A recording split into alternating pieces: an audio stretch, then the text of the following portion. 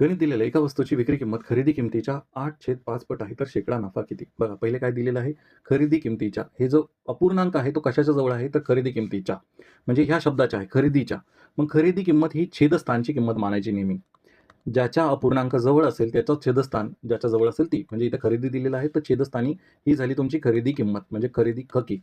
मग विक्री किंमत, उरलेला जो पार्ट आहे इथे दिला की विक्री किंमत. मग विक्री किंमत हा अंश मानायचा. विक्री किंमत किती? तर विक्री किंमत तुमची झाली 8. इथे गफलत करू नका, कारण की ला पण सेम प्रश्न आला होता, फक्त उलटं दिलं होतं काहीतरी. ठीक आहे, मग तिथं गफलत केली भरपूर विद्यार्थ्यांनी. मग आता खरेदी किंमत 5 आणि विक्री किंमत 8, तर तुम्ही किती रुपये कमवले? ₹3 जास्त कमवले. म्हणजे ₹3 काय झाला? नफा झाला. मग आता तुम्हाला काय काढायला सांगितलं? शेकडा नफा. नफा तर तुम्ही काढला की ₹3 नफा आहे. मग शेकडा नफा काढताना नफा वरती ठेवायचा, छेदस्थानी नेहमी लक्षात ठेवा, तुम्हाला नफा तोटा हा खरेदी किमतीवरती होतो. मग खरेदी किंमत छेदस्थानी. आता शेकडा म्हणजे काय? तर 100, म्हणून शेकडेवारीत काढायचं असेल तर गुणिला 100 करतो.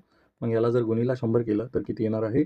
20-60%. ऑप्शन क्रमांक 4 हे तुमचं उत्तर असेल. जर तुमचे काही डाऊट असेल तर तुम्ही या टेलिग्राम ग्रुपवरती बिंदास पडू शकता. ही आपली 59ची मंथली मेंबरशिप आहे. धन्यवाद.